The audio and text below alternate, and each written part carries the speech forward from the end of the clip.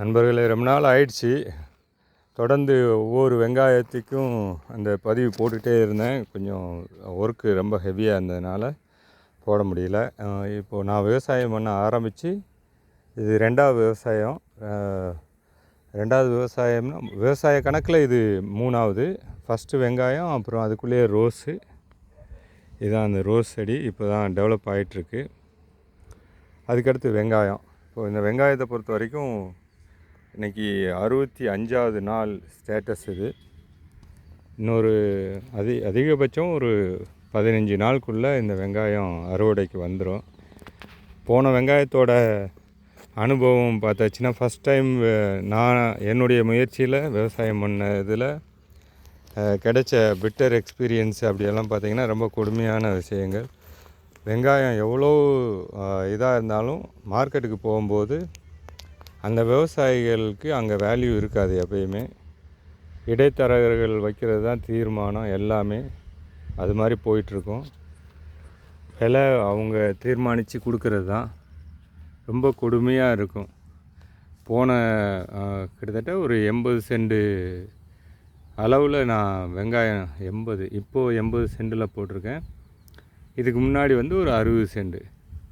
அந்த 60 சென்ட் வெங்காயத்தில் எனக்கு கிட்டத்தட்ட ஒரு 45 மூடை வெங்காயம் வந்தது.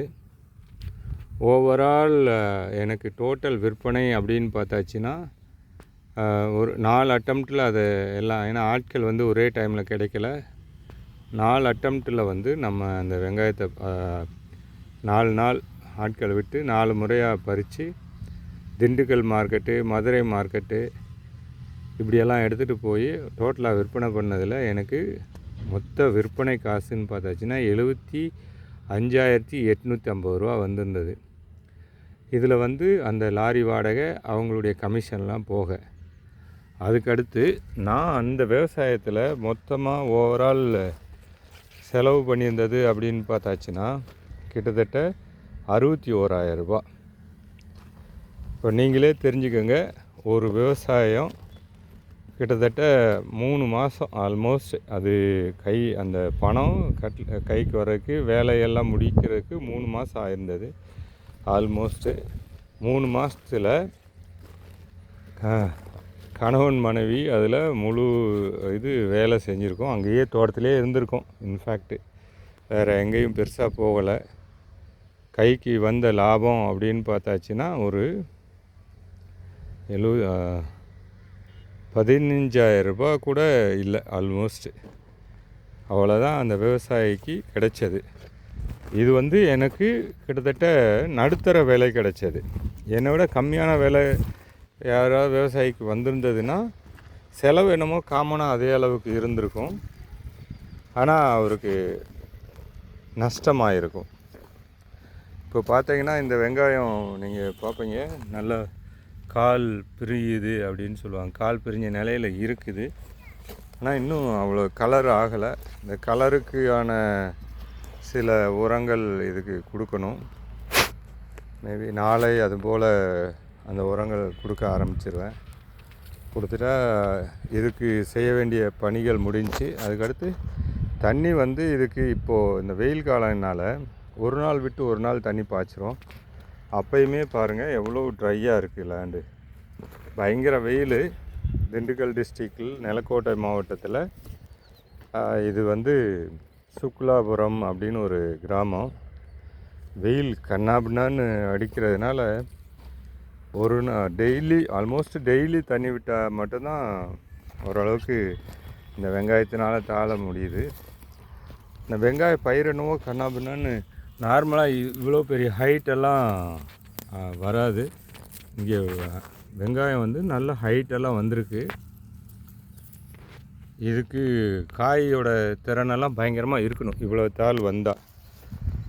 பட் எப்படி வருது அப்படின்னு பார்ப்போம். இங்கே பாருங்கள், வெங்காயம் இது போல் ரெடி ஆகிட்டுருக்கு அப்படின்னு பாருங்கள். இங்கே எனக்கு நேரில் பார்க்க வசதியாக இருக்குது. ஒரே இதில் எவ்வளோ வெங்காயம் கொத்து கொத்தாக இருக்குது. ஆனால் வீடியோவில் அவ்வளோ கேட்சியாக எடுக்க முடியல. இதில் ஏன்னா தாள்லாம் சுற்றி நிற்கிறதுனால அவ்வளோ தெளிவாக தெரியலை. ஓகே நண்பர்களே, அடுத்த வீடியோவில் உங்களுக்கு வெங்காயத்தை பற்றி மற்ற தகவல்கள் சொல்கிறேன். உங்களுக்கு சந்தேகங்கள்லாம் கொஞ்சம் கேட்டிங்கன்னா, இல்லை அட்வைஸ் ஏதாவது இருந்தாலும் சொன்னிங்கன்னா கொஞ்சம் மகிழ்ச்சியாக இருக்கும். உங்கள் நண்பர்களுக்கெல்லாம் ஷேர் பண்ணுங்கள், அதோடு சப்ஸ்கிரைப் பண்ணுங்கள். இது தவிர ஒரு விவசாயியாக இங்கே சமவெளி, அதாவது விவசாயம் அதுக்கடுத்து மார்க்கெட்டு, இதில் சந்திக்கிற அன்றாட பிரச்சனைகள் அப்படிங்கிறத பற்றியெல்லாம் என்ன மாதிரி இந்த பகுதியில் நடைபெறுது அப்படிங்கிறதையும் நான் உங்களுக்கு வீடியோ பதிவு போடலான்ட்டு இருக்கேன். போடலாமா வேணாமா உங்கள் கமெண்டை கொடுங்க. ஸோ எல்லோரும் சப்போர்ட் பண்ணிங்கன்னா இன்னும் உத்வேகமாக நிறையா வீடியோஸ் போடலாம். இது மாலை 6:05 நினைக்கிறேன் இந்த நேரத்துக்கு எடுத்த வீடியோ. காலை வேளையில் இன்னும் அழகாக நிறையா வீடியோஸு எடுக்கலாம். இங்கே பாருங்கள், இந்த இதெல்லாம் ஆல்மோஸ்ட்டு அப்படியே அந்த இது பிரிஞ்சு வந்துருச்சு. சில இது மண்ணுக்குள்ளே நிற்காமல் வெளியே வந்திருக்கு இந்த வெங்காயமெல்லாம். இது காய் சைஸ் எல்லாம் நல்ல ஓரளவுக்கு தரமாக தான் இருக்குது இந்த வெங்காயத்தை பொறுத்த வரைக்கும். இன்னும் பார்த்தீங்கன்னா அங்கே அந்த லாஸ்ட்டில் இருக்கு இல்லையா, அந்த இது வெங்காயம் தான். அதுபோல் இங்கே நான் டிஸ்டன்ஸில் இருக்கேன், இதனால் இது சரியாக தெரியல. இந்த பக்கமும் மொத்தம் ஓவரால் ஒரு 85 சென்ட் நிலத்தில் வெங்காயம் பயிரிட்டிருக்கேன். இந்த பயிரும் என்ன மாதிரியான விலையை சந்திக்குது அப்படிங்கிறதையும் பார்ப்போம். இங்கே பார்த்தீங்கன்னா வெங்காயம் எடுக்கிறதுக்கே ஆள் கிடையாதுங்க, அவ்வளோ ஹைலி டிமாண்டு லேபர். ஒவ்வொருத்தரும் ரிலேஷன்ஷிப்பு வச்சுக்கிட்டு அவங்கள கெஞ்சாத குறையாக அவங்க கேட்குற கூலி தான், அவங்க டைமிங் தான், அது எல்லாம் கொடுத்து தான் இந்த பயிரை உருவாக்கி அதுக்கடுத்து மார்க்கெட்டுக்கு கொண்டு போய் சேர்க்க வேண்டிய பொறுப்பு ஒவ்வொரு விவசாயிக்கும் இருக்குது. சிரமம் இருந்தாலும் ஒரே ஒரு திருப்தி, நான் இன்றைக்கும் சென்னை வாழ்க்கையில் தான் இருக்கிறேன். ஆனாலும் சென்னையில் 2 நாள், இங்கே 5 நாளுமா வாழ்க்கை ஓடிட்டுருக்கு. இங்கே இந்த விவசாய பணி செய்கிறது மனசு திருப்தியாக இருக்குது. இதில் எந்த லாபமும் எடுக்க முடியலை. இன்ஃபேக்ட்டு என்னுடைய ஒரு நாள் வருமானம் 3 மாத லாபத்தை கூட சந்திக்கலை அப்படிங்கிறது தான் உண்மை. அந்த வருமானத்தில் கிடைக்காத சந்தோஷம் இந்த விவசாய பணியில் ரொம்ப கஷ்டமாக இருக்குது. தண்ணி கட்டி அது எல்லாமே ரெகுலராக விவசாய பணி செஞ்சவங்களுக்கு கொஞ்சம் ஈஸியாக இருக்கும். ஆனால் அவங்களும் டயர்ட் ஆகுறாங்க. எல்லாருக்கும் டயர்டுங்கிறது காமனான ஃபேக்ட் தான். ஆனால் அவங்க பழகி போயிடும் அப்படிங்கிற மாதிரி அதை பெருசாக எடுத்துக்க மாட்டாங்க. நம்ம இந்த கேப் விட்டு பண்ணுறதுனால அவ்வளோ சிரமம் இருக்குது, அவ்வளோ கஷ்டம் இருக்குது, டயர்டாக இருக்கும், பயங்கர டயர்டாக இருக்கும். அப்படி தான்